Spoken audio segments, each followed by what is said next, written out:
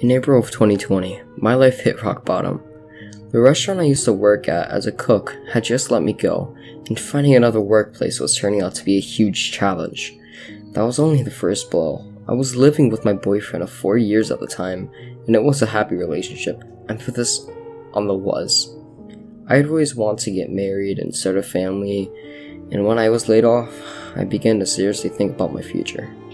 I was certain that Nico was the love of my life. He'd always been there for me, and I knew I wanted to grow old with him. So I brought up the topic of marriage, casually at the breakfast table. I didn't propose or anything. I was just hoping to get an assessment, hear what he thought. His reaction was unexpected.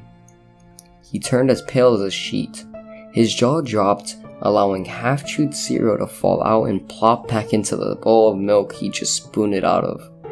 And then ever so caringly he explained to me that all that stuff about family and marriage really wasn't up his alley.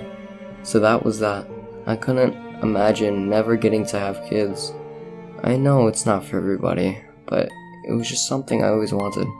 Nico and I had spoken of it before when we first started dating, and he'd always said that he hadn't made up his mind. Apparently over time, he had. Don't get me wrong, I didn't think he owed me anything. I wasn't even that mad, merely crushed. After we'd broken up, Nico didn't want me living in the same place as him anymore. And seeing as I was unable to afford anything of my own, I had to move back in with my parents. I felt so pathetic. I kept looking for work, but to no avail. I lost my job, my home, and the man I loved, all in 1 month of April.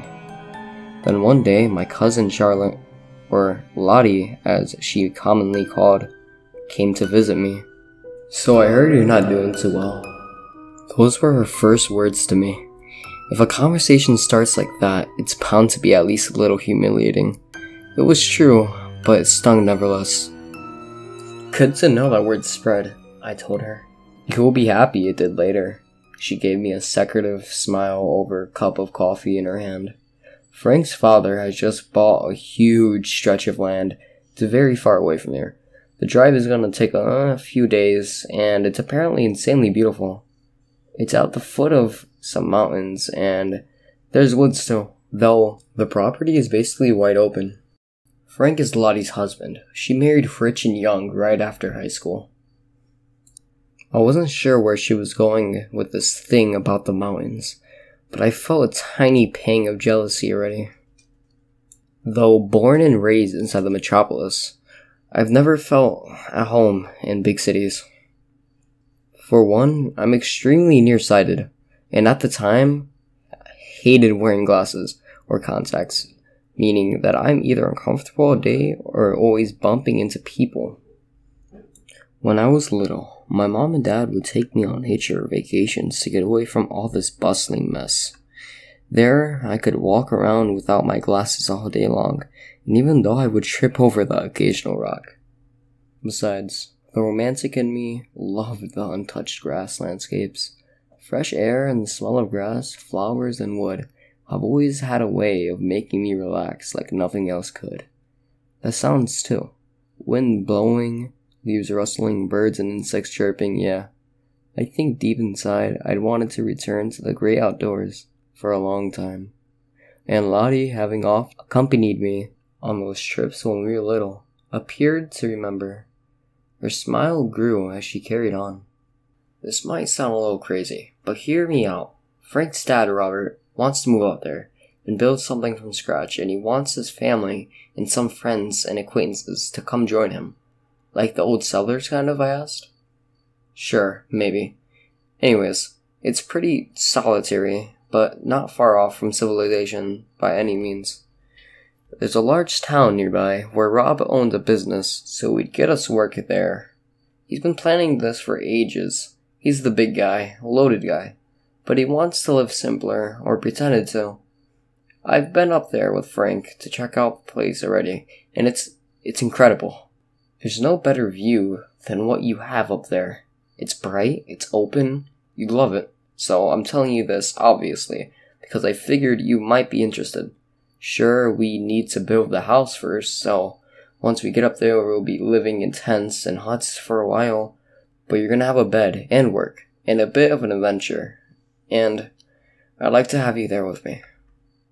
At first, all I could say in response was a drawn-out, Lottie gave me an awkward chuckle as she twirled a strand of that flaxen hair around her finger.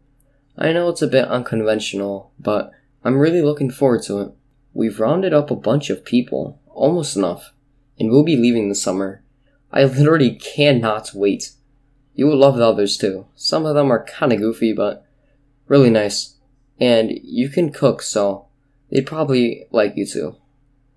I don't expect you to answer right away, but would you think about it? I did. I thought about it for a long time. The idea of running off with my cousin, a group of strangers, and a rich guy who'd blown a fuse might be questionable to most, but I had nothing to lose. This whole thing was outlandishly enticing. Finally, I just decided to do it and started packing up the few things I thought I'd need. The first time I met the group of travelers was on a cool summer night, just a few hours after we were due to take our leave. I was itching with excitement as I stood there in the wide parking lot just outside the city, clinging to my small suitcase. It was 1 a.m. The sky was a rich blue, so dark it was almost black. Since I didn't have a car, myself, Lottie, and Frank had picked me up from my parents' place and taken me to the meeting spot. Rob, Frank's father, had already done all the planning. I hadn't met him yet, or any of the other travelers in person yet.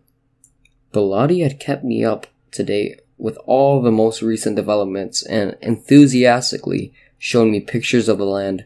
There was also a group chat that I had been a part of ever since I'd told Lottie I'd be coming along.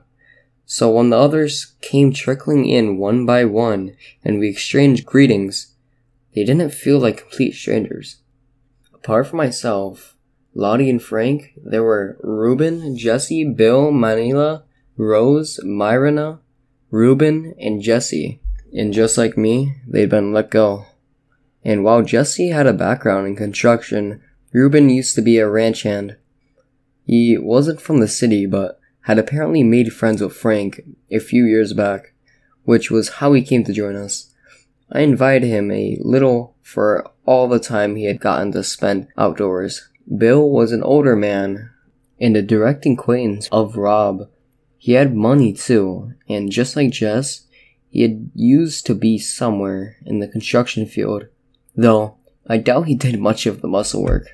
Manuela had just gone through a nasty divorce. She'd just walked away with a substantial sum and the strong desire to get as far away from the city as possible, after her ex-husband's affair with his secretary had surfaced.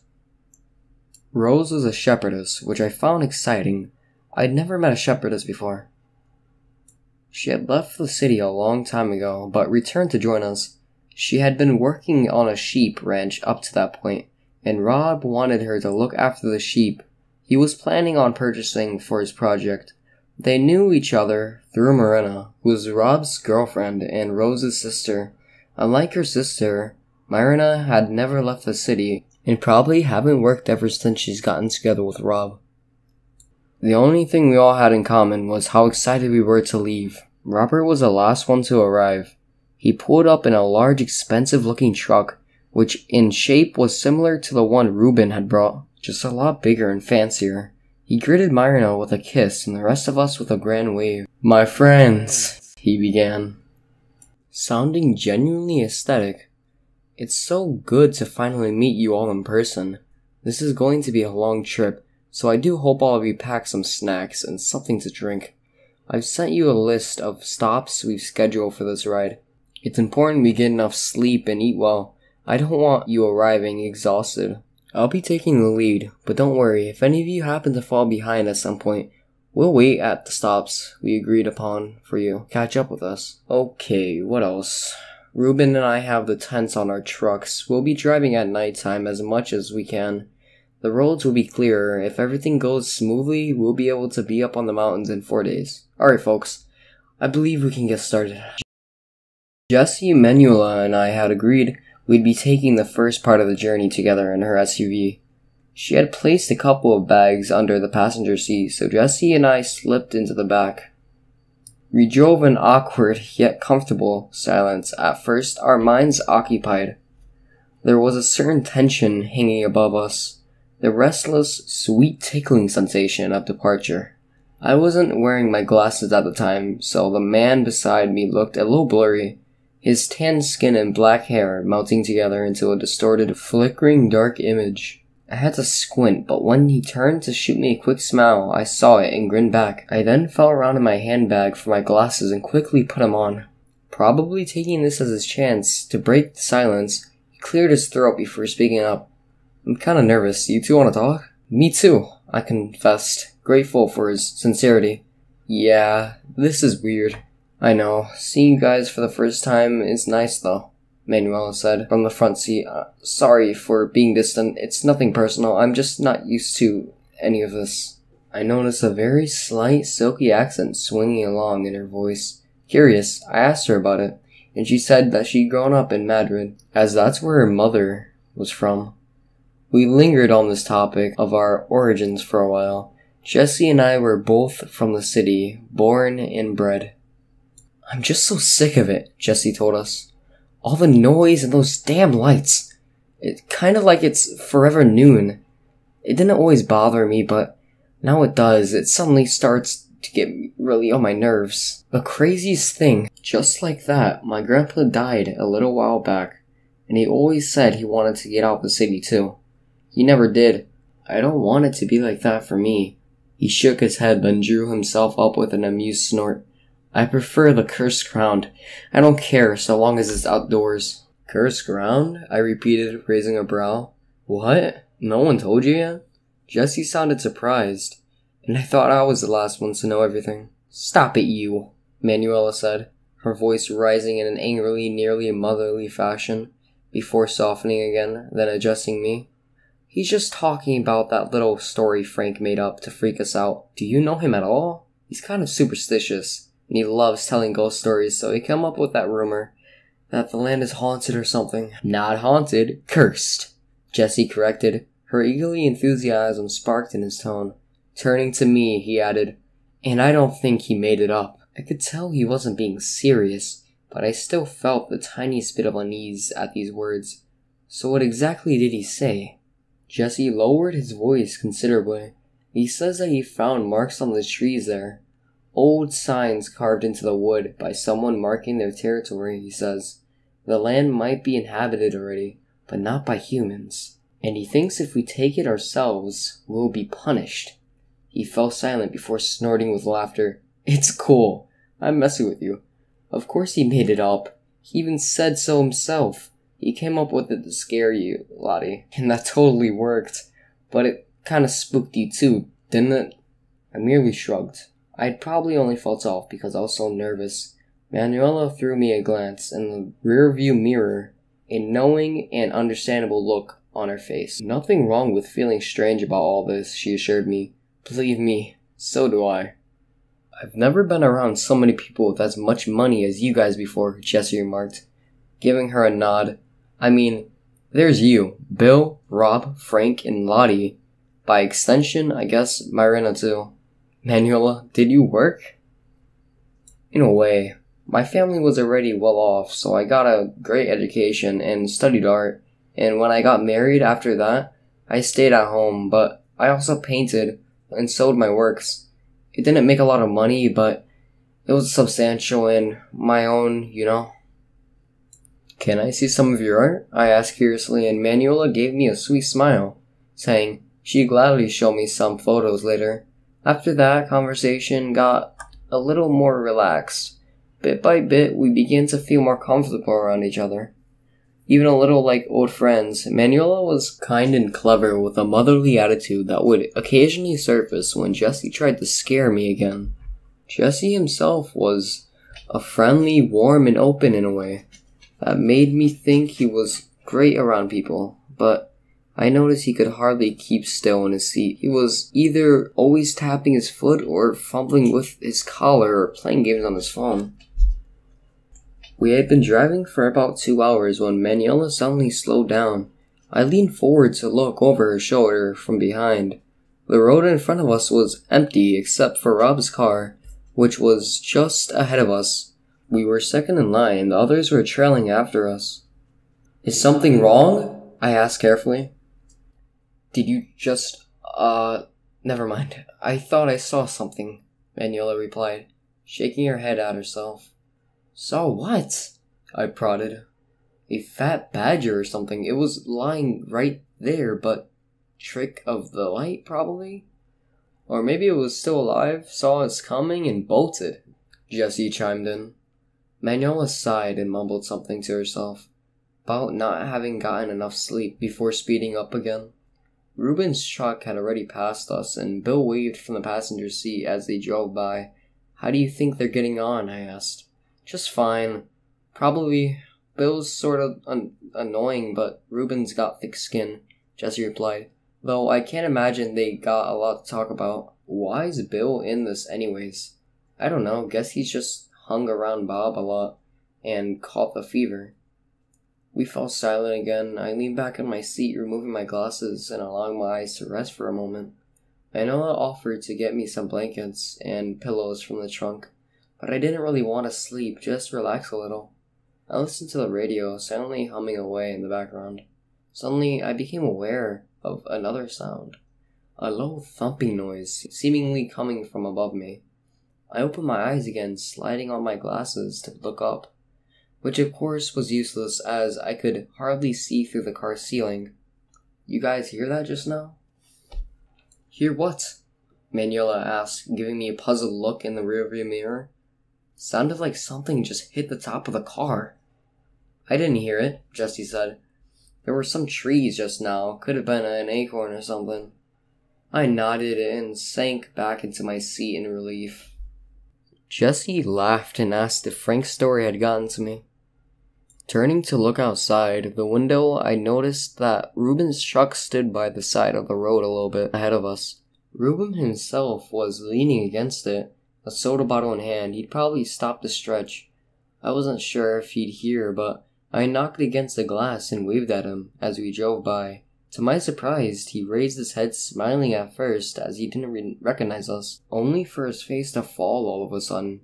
He turned his head after our car as the distance between us grew, and then actually began jogging along a few steps behind us, frantically motioning to me. "Is that Ruben?" Jessie asked sleepily. "Yeah, I think something's wrong. I was interrupted by my cell phone ringing.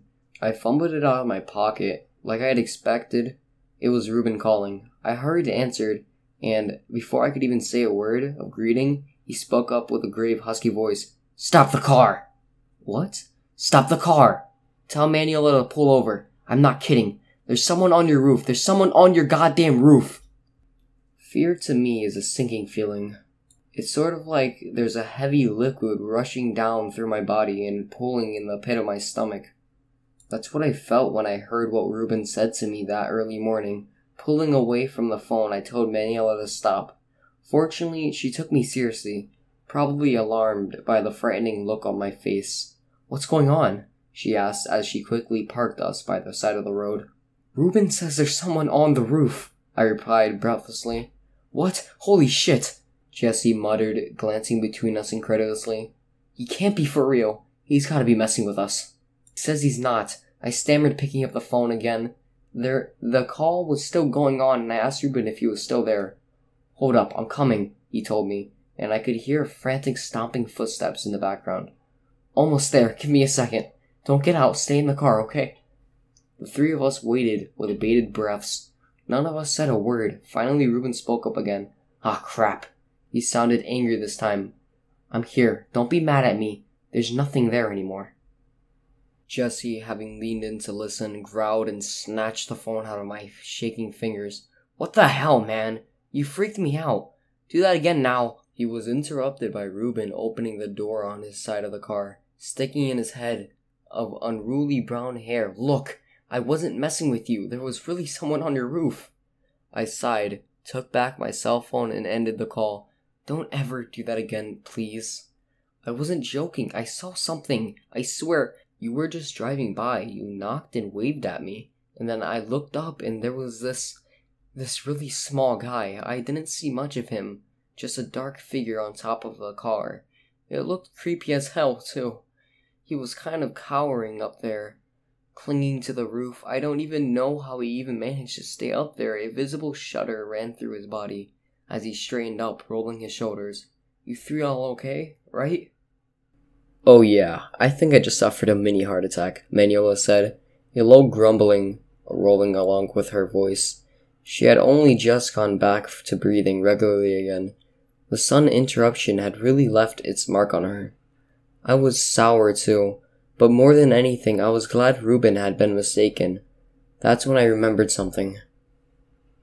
I heard something hit the roof earlier, I remarked. Yeah, but you were the only one who did, so it couldn't have been loud enough to be a person climbing up there. How would that have worked anyways? Come on, you two, it's nothing. Jesse's tone was confident and soothing. Turning to Ruben, he added, Is it possible at all you didn't sleep too much? Ruben pulled a face. Last night? Not for very long, I guessed. Yeah, I see where this is going. I suppose it could have been that.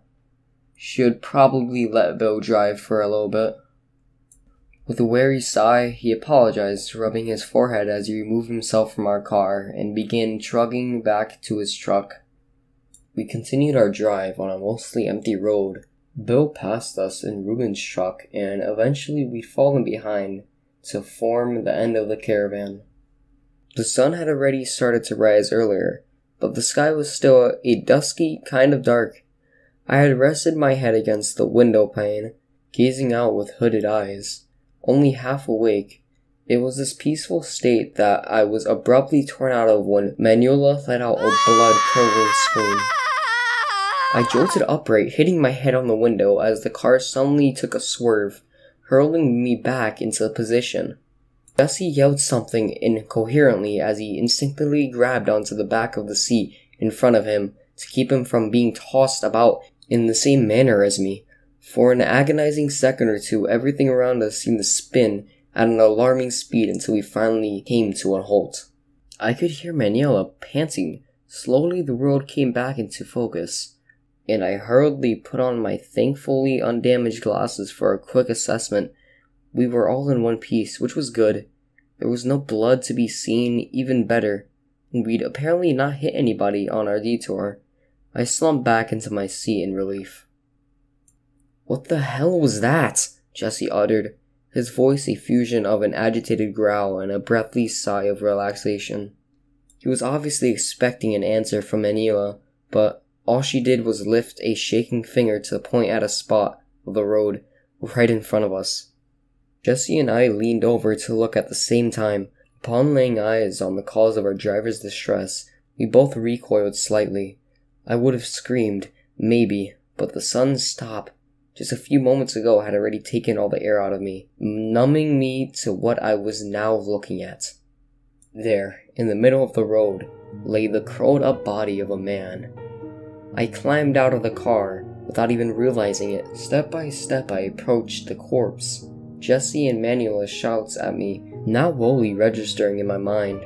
I heard them, but I didn't listen. It was like there was no one around but myself and that man on the ground.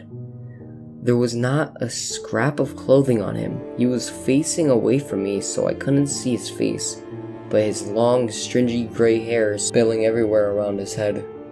He was thin and frail, his skin wrinkled and saggy. A pool of blood had gathered around him, though the wound it seemed from wasn't visible to me. Finally, whatever urge that had compelled me to walk up to his body yielded to my returning sense, and I stopped in my tracks before turning around and rushing back into the car, slamming the door behind me. I buried my face in my hands. I think I murmured something like, "Oh God," to myself over and over and over again. I didn't stop until I felt Jesse's tentative hands rubbing my shoulder. "We need to call the police," he said softly. I nodded and we all started fumbling for our separate phones. I was trembling all over. Manuela announced that she'd make the call, and just as she was about to dial the number, Jesse gasped. "Look!" he told us, repeating himself a few times as he pointed at the body, or rather, the empty spot it had occupied. mere minutes ago. What the? Manuel whispered. How? No, no, no, no, no. This is impossible, I heard myself mumbled as I got out of the car once more, this time followed by the others. There was blood. Where's the blood? Where's the damn body? I shook my head, unable to believe what I was seeing. There's no way that had just happened. There's no way that man, even if he had some sort of chance of still being alive, could have simply gone up and vanished without a trace. We all saw this, right? Jesse asked. Nobody replied. Okay, Manuela eventually spoke up, trying to put firmness into her shaking voice. We'll catch up with the others, tell them what happened, and then we'll sleep. I need to sleep. I've got to sleep.